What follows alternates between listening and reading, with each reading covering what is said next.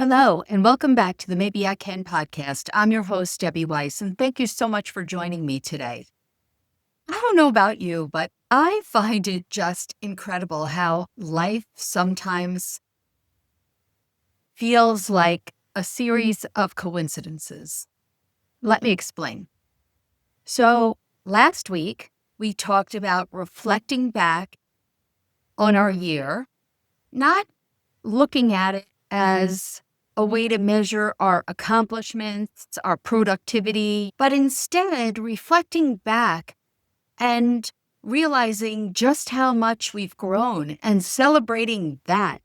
Because to me, that is really much more of an accomplishment because I think personal growth, it requires you to be honest with yourself, take a hard look at things that you might not be happy with within yourself and be honest in the things that you want to change or do better with.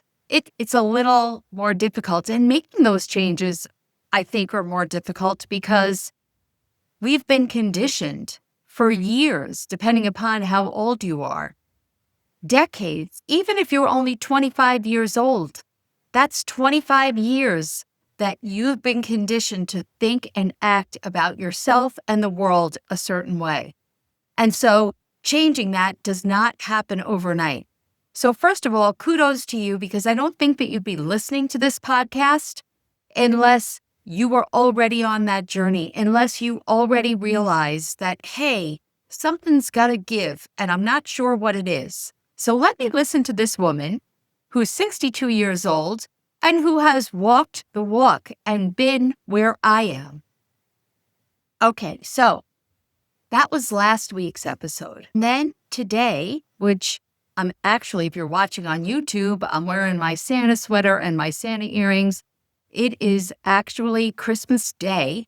I did not expect to be recording this today, but so much on my heart based on what happened to me this morning that I had to share with you in this moment before I dash out the door and start my drive down to my cousin's house to celebrate Christmas with some of my family members. This coming week is, for me, mixed with a lot of different emotions. December 30th will be 3 years since my husband passed away. December 31st is my youngest's 23rd birthday. And of course, it is Happy New Year.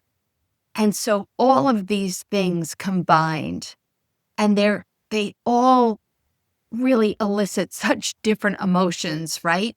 Grief, almost disbelief that it's been 3 years since my husband's been gone, disbelief that my baby is 23 years old, and excitement about the year to come, and also still feeling reflective about the year we're leaving behind. Now, even if you're not listening to this at this particular time of year, it doesn't make a difference.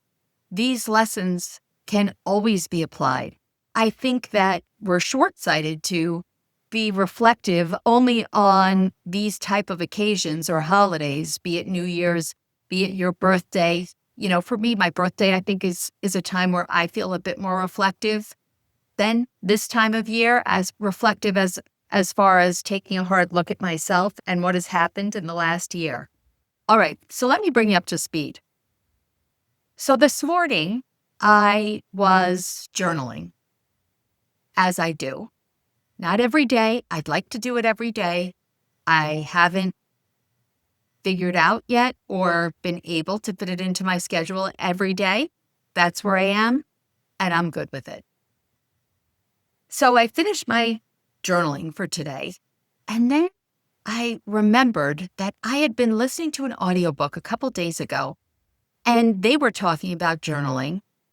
And the gentleman reading the book said, you know, it's a good idea this time of year, actually, and it wasn't really had anything to do with New Year's, go back and read your old journals. My first thought was honestly, read my old journals. Oh my goodness, I don't have time to do that. That's crazy. What will that do? That inner critic, that negative voice, it does just come through. But then I have to stop, pause, take a beat, and reframe. And that's one of the things that the areas that I've grown with substantially. And that's honestly what gave me the title to my memoir, On Second Thought, ... maybe I can. Because my first thought always tends to be, no, that's ridiculous. I can't do that. I don't have the time. But then if I'm aware that I'm doing it and I pause, well, wait a second, maybe I can.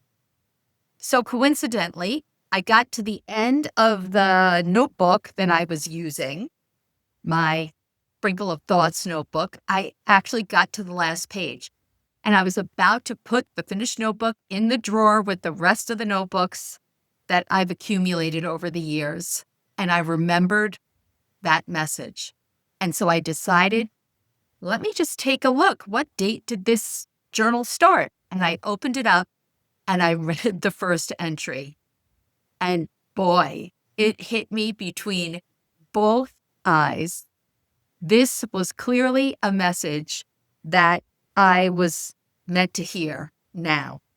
And so I'd like to just share with you a little bit. And, this is verbatim, right? Word for word. These were not words, perfect sentences, or thoughts fully formed that I wanted to share. This is my private journal. I just wrote what was on my mind. So maybe some of it might feel a little disjointed. I don't know, but it really wasn't meant for anyone else's ears. But now I want to share it with you. So the entry is from Saturday, August 2nd of 2025. And it says, because again, this is the first page of this journal. A new book, a new month, a new perspective. Scrolling and learning David Cassidy's last words were so much wasted time. Those were his last words, so much wasted time. And Mike dying really hit me. Mike was a friend of mine. So much wasted time on what? For everyone, the answer is different. For me, so much wasted time worrying about what might happen, worrying about what other people think. So much wasted time blaming and complaining. So much wasted time being unappreciative. So much wasted time thinking about what if, but not taking action. So much wasted time not liking my job. Why do we do this? Why do we settle? Because it's easy. It's hard to try something different. Complacency seems easier, but in the long run, what happens? You might become bitter, unhappy, and detached. Then you'll be lying there at the end of your life thinking, I wasted so much time.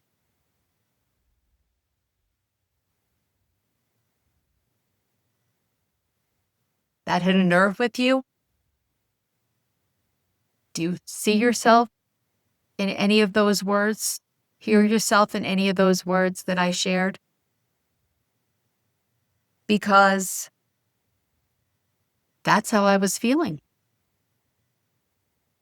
And reading them really made me think about really how much, if I was judging this year on my productivity alone, I would have missed this completely. Just the idea that I'm questioning and paying attention to my thoughts, to how my thoughts are controlling the outcome of my life. First comes the awareness, right? For 50 plus decades, I had no awareness. I had no awareness of my thoughts. I didn't realize that I was the one feeding myself this information. I believed whatever those thoughts were.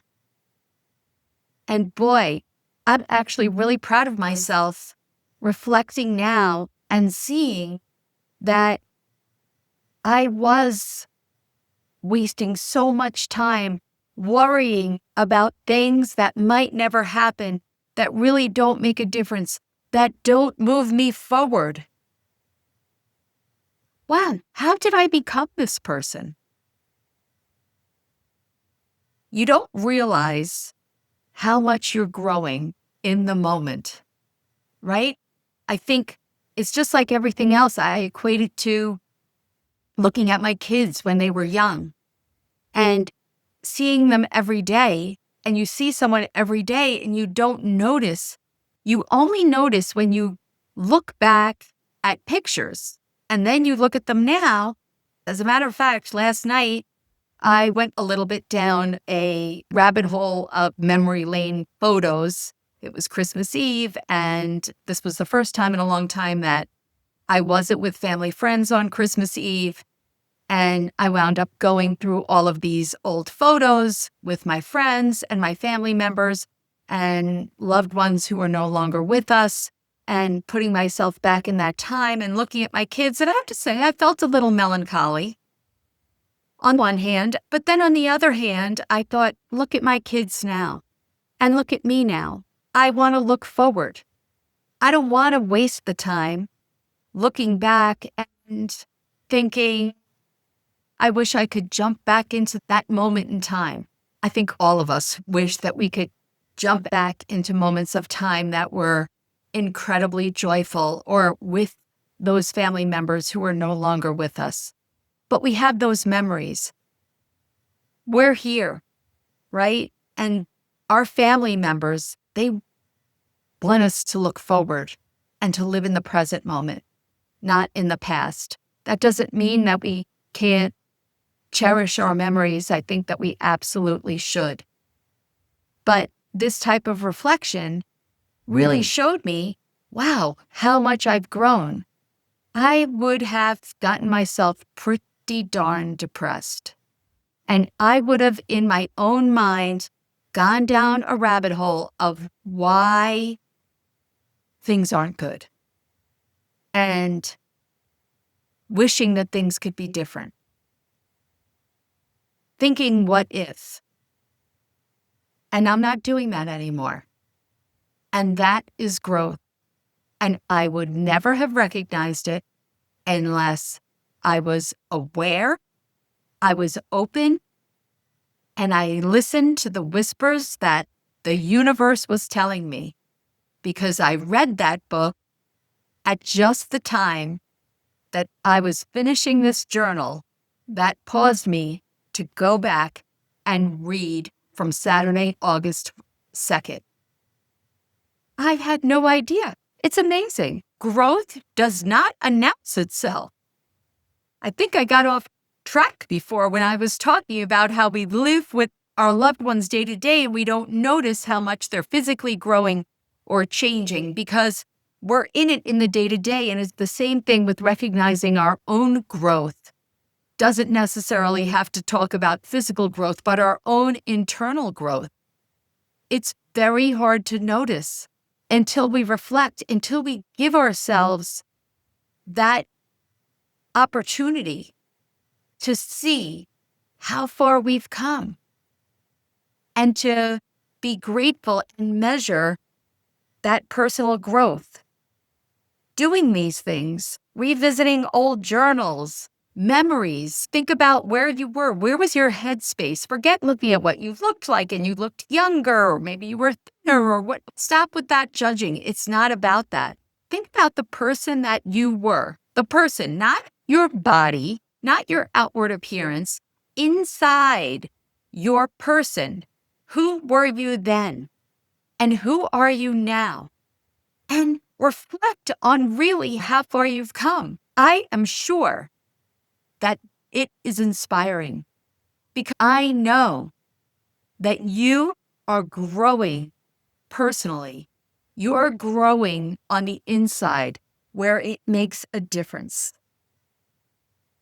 Last week, we talked about measuring growth differently, not like productivity. But this experience reminded me that sometimes the proof doesn't show up.